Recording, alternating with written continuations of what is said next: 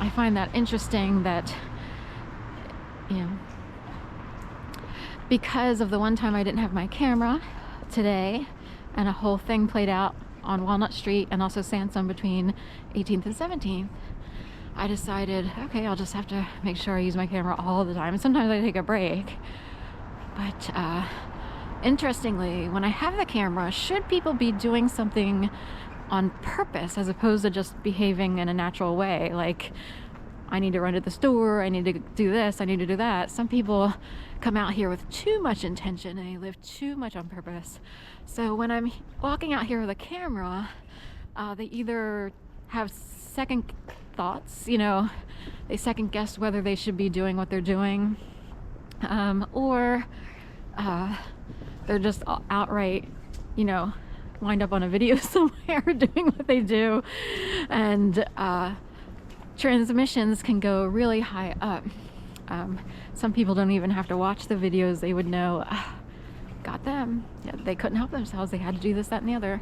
So I wish I had a camera in 2011, 12, 13, 14, 15, 16, 17, 18, 19, 20, and I started late 21.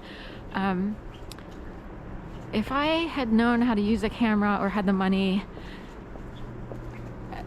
people would have seen an outright horror show unfolding, a circus clown show, embarrassment to society of these people who put on skits, and scenarios and orchestrations.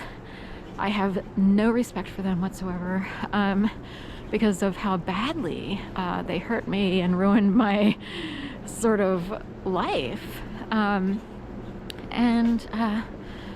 But alas, back then, you know, I didn't want to be someone who walked around with a camera, right? Like, a lot of people don't want to, you know, it can make people feel exploited or what have you. Of course, we have so many surveillance cameras. Like, anywhere you walk, people have Ring cameras on their doors. There are cameras on every store, every restaurant. So technically, there's always cameras out there. But, you know, typically you don't have to look at the video unless something goes on. But in my case, it's protection at this point in time, because I don't know what it was. No one wants to explain it to me directly who's been involved. Anyway, this reminds me of when you grow up in the 70s during divorce time period, when it was newish, 70s, 80s, and people always went to the other parent's house on Friday, Saturday, and Sundays. That's what it reminds me of. In my case, it was every other weekend. But you know, people started to become flexible with those types of things, like just go whenever, or summers, depending on if people stayed in the same state as their divorcee or what have you, or vice versa. Anyway, so I thought, well, I don't always love walking around in the dark with a camera, because it doesn't produce the greatest videos, especially because there's not a lot of lighting around here. Here's a beautiful Christmas tree here.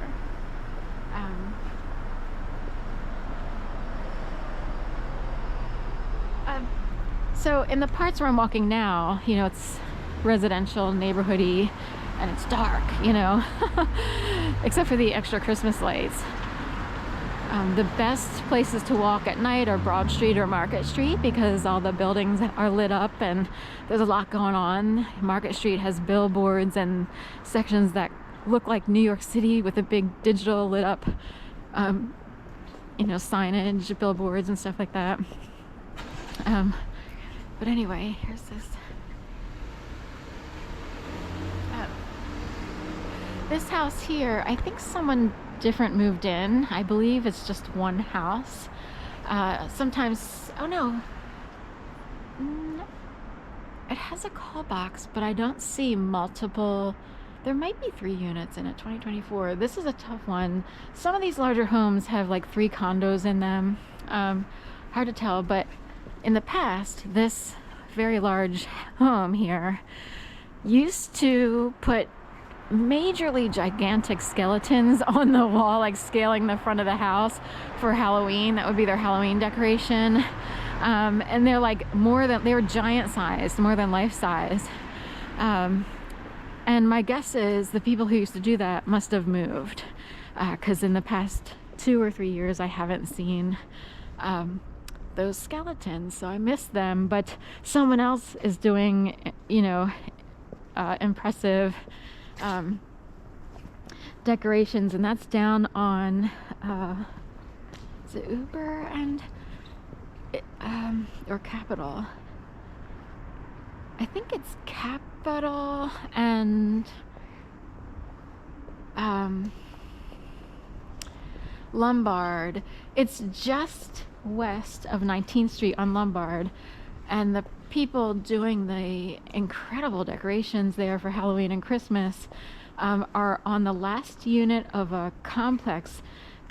That corner used to be home to what was called the cottages, and the cottages were kind of run-down-ish, almost ghetto-ish apartments, and they totally redeveloped that corner, and I don't know what they're called, but it's a little enclave. Like, there's two strips, and then it's almost like C-shape, or a big square. You pull into the driveway to all the garages off of 19th Street, between Lombard and Waverly and Addison.